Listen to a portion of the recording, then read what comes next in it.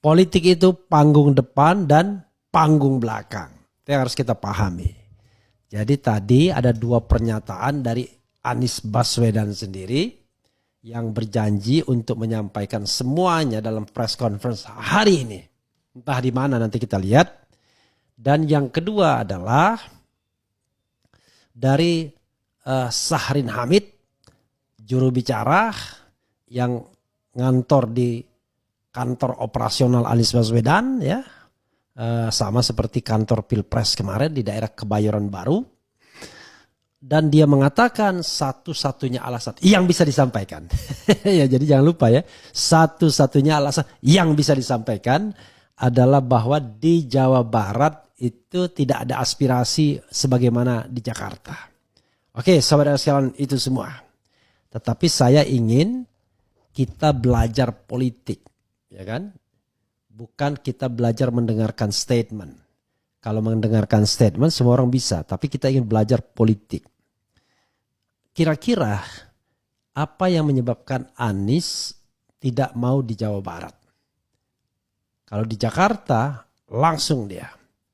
Karena kalau di Jakarta mau diusung calon independen, setengah partai, satu partai, apalagi 15 partai seperti Rakus, Ridwan Kamil Suswono, maka Anies punya keyakinan bakal menang.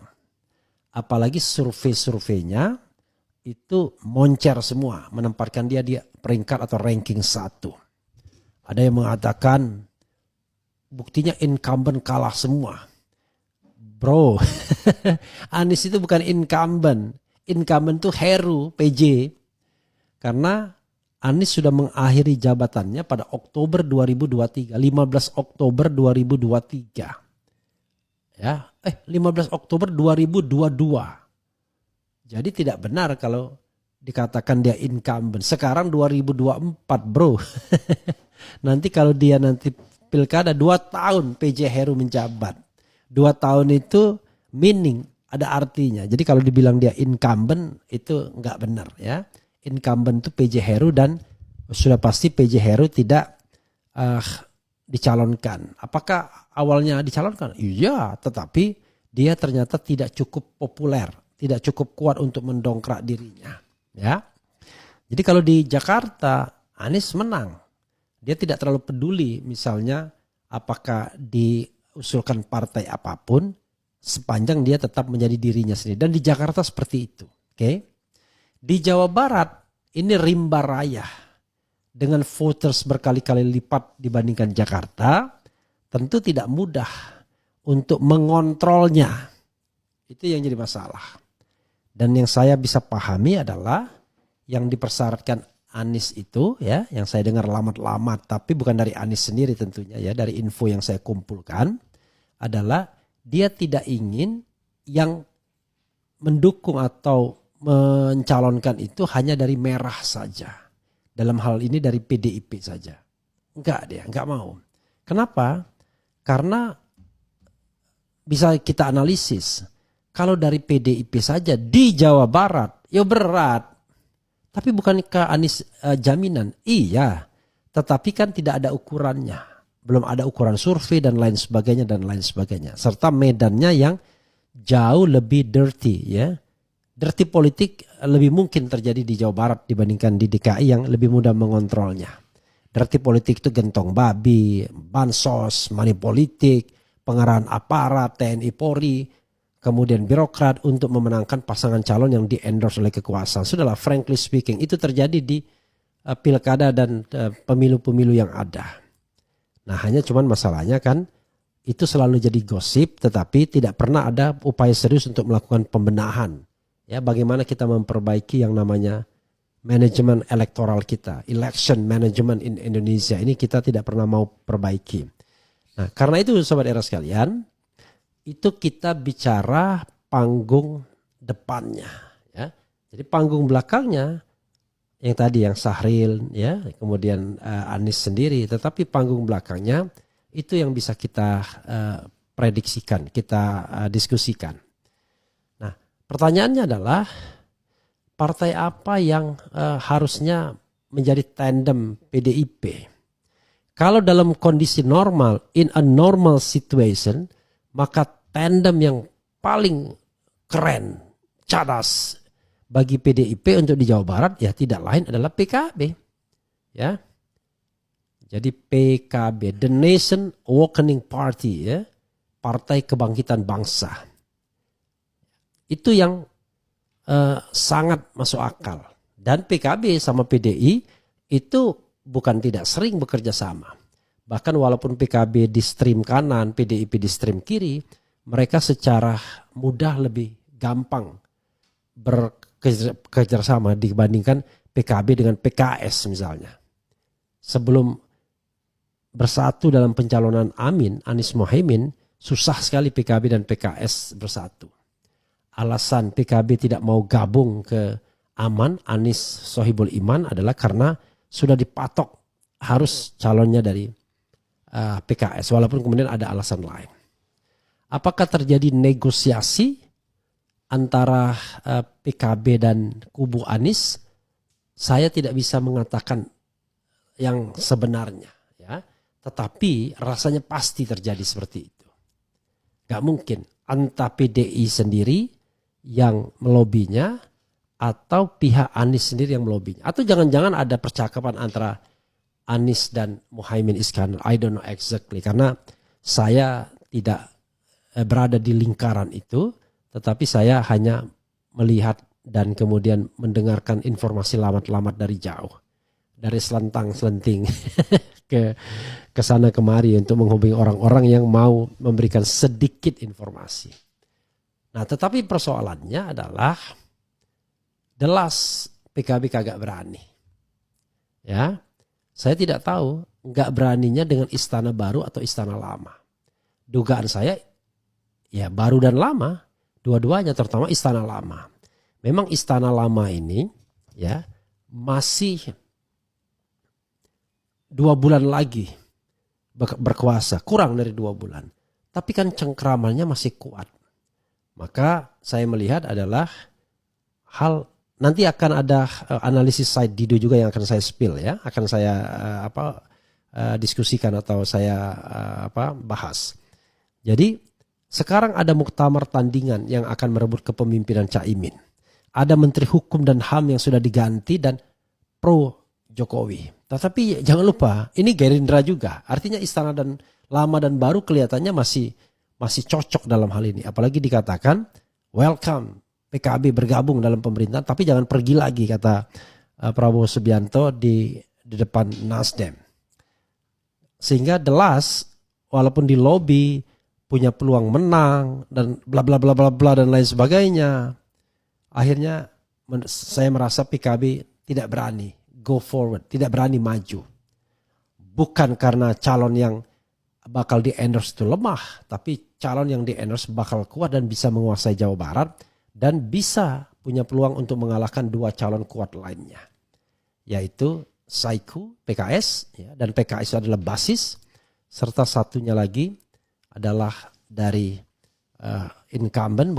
dari penguasa yang baru yaitu Kim Plus dengan Deddy Mulyadi sebagai kader Gerindra untuk maju.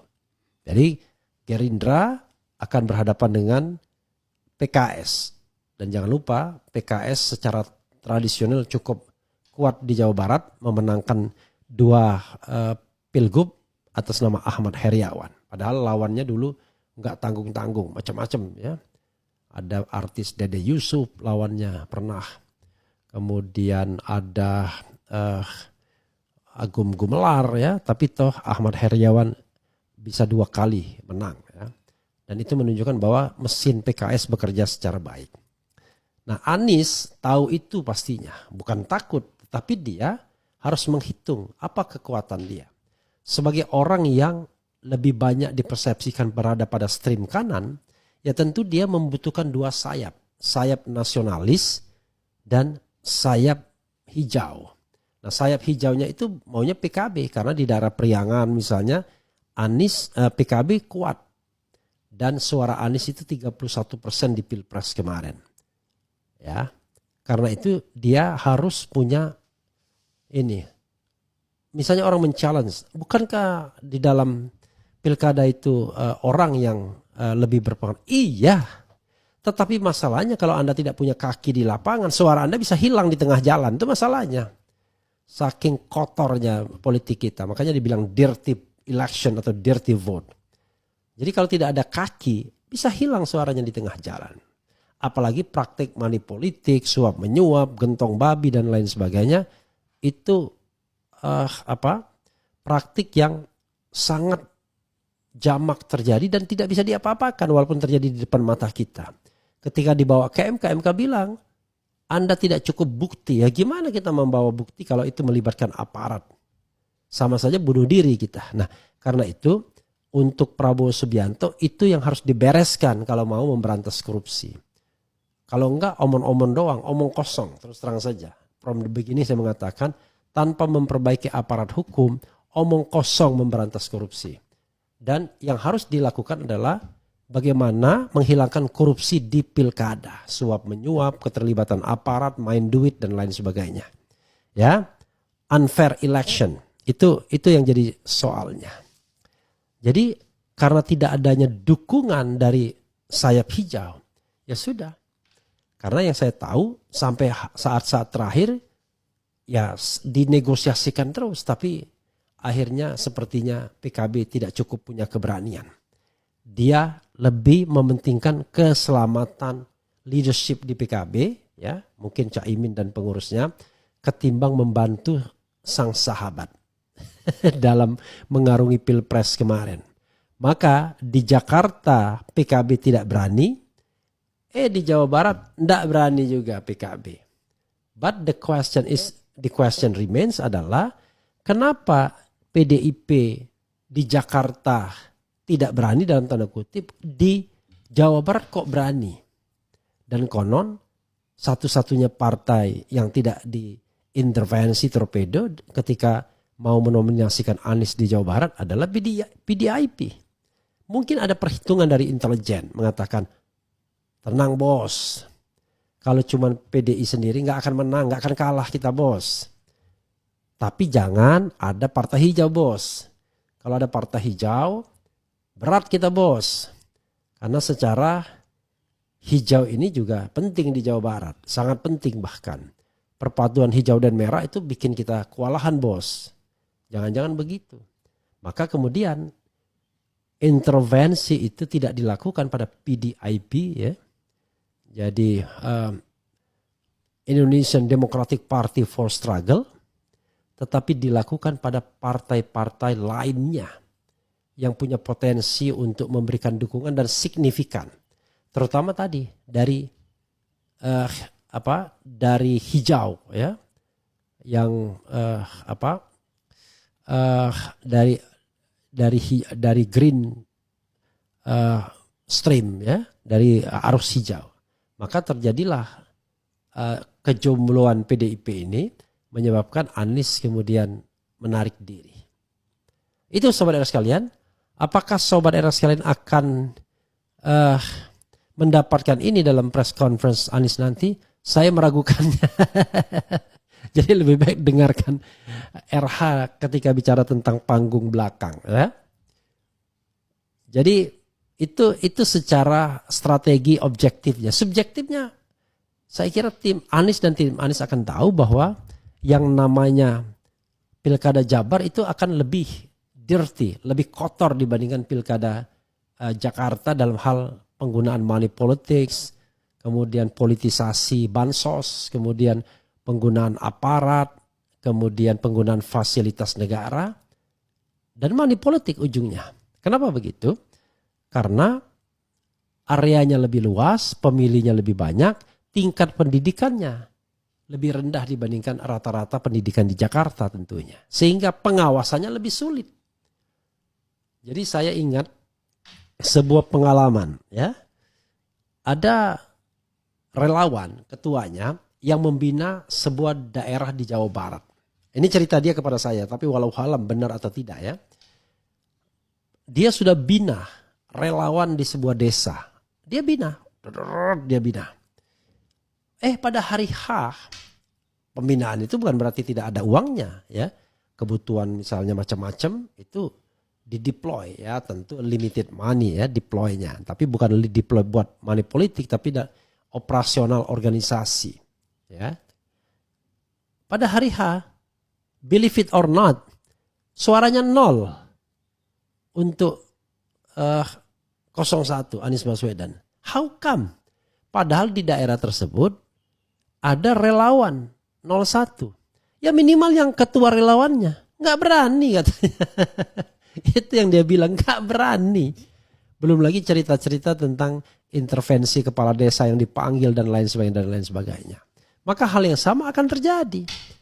Dan ketika kepala desa dipanggilin, dimobilisasi, nggak ada sanksinya.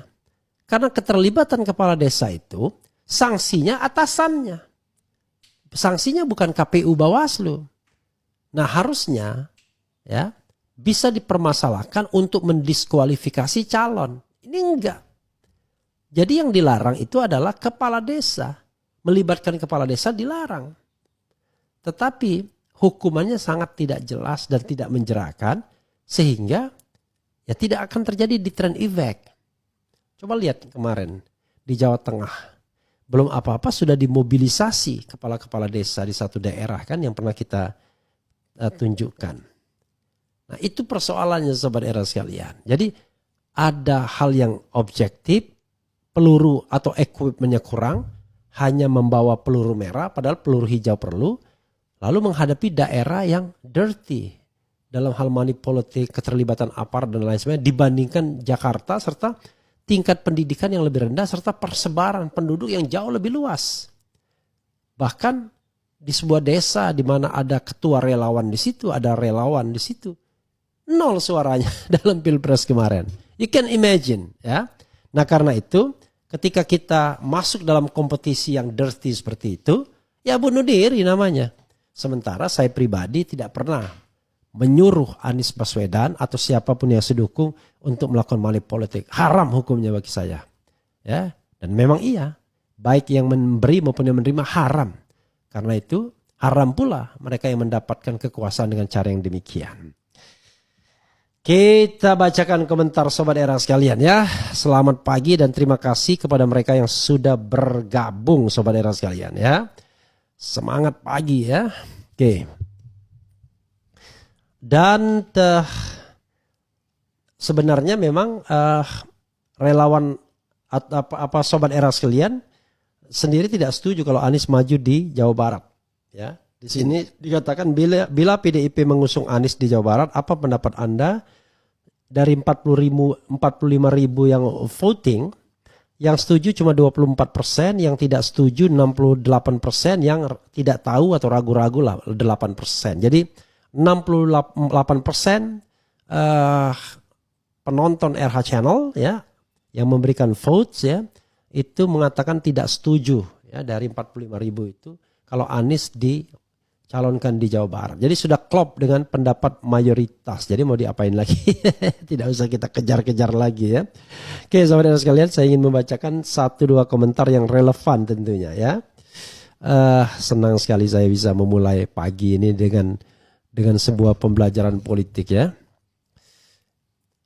Sudah tidak ada partai yang saya pilih, semua sama saja. Ya, saya kira bagus juga ya untuk memberikan pelajaran kepada partai politik yang makin hari makin feodal dan makin pragmatis. Feodal itu tidak ada lagi yang namanya competition ya within the party, semuanya dikuasai oleh ketua umumnya atau the owner of the party ya.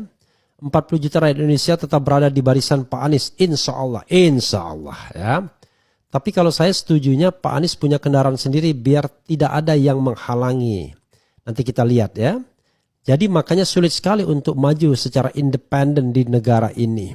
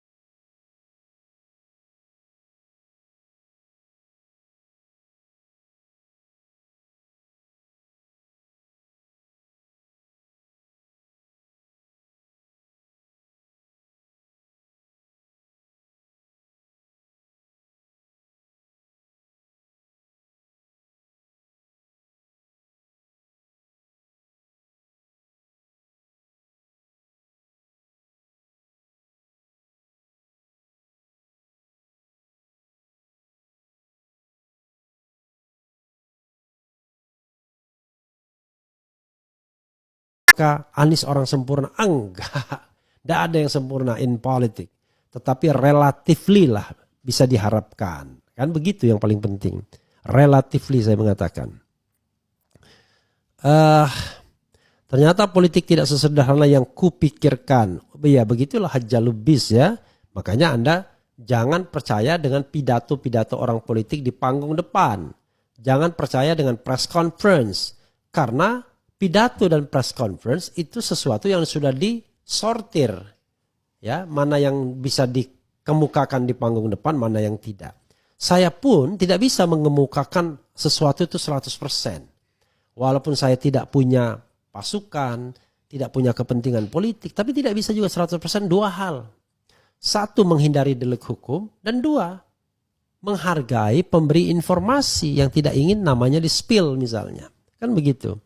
Makanya kemudian bagus sekali yang namanya Tempo ingin memberikan semacam perlindungan kepada pekerja YouTuber seperti saya ini agar kemudian kalau ada soal-soal yang terkait dengan katakanlah analisis dan lain sebagainya tidak main adu ke polisi tetapi bisa melalui Dewan Pers sebagaimana pers pada umumnya.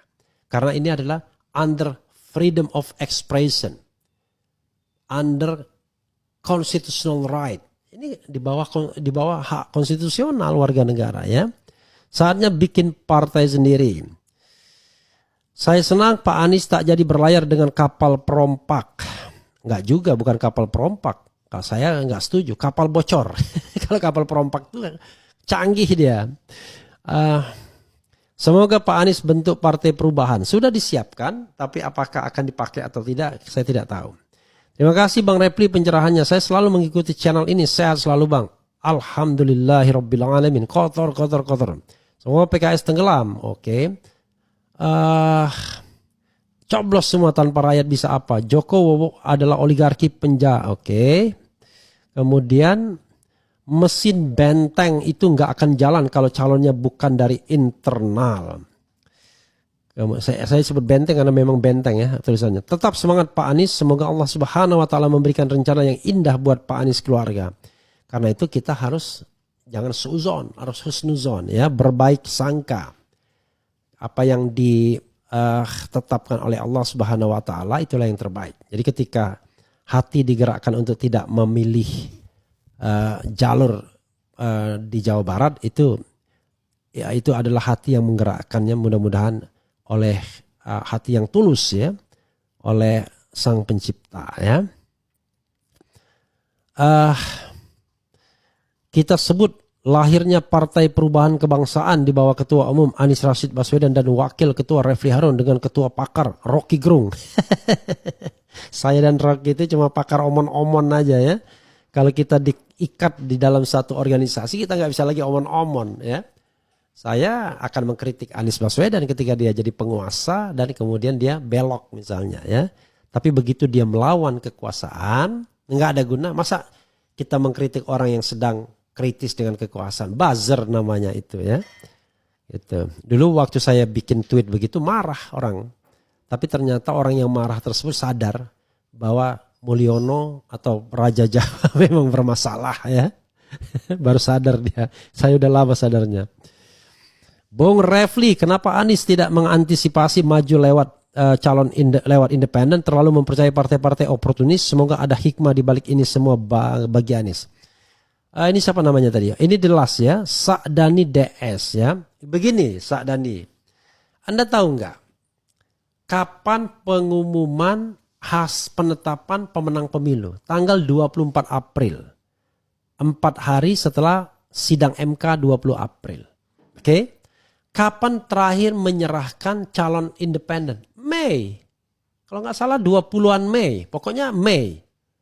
You can imagine setelah kalah di Pilpres, tiba-tiba Anies mengumpulkan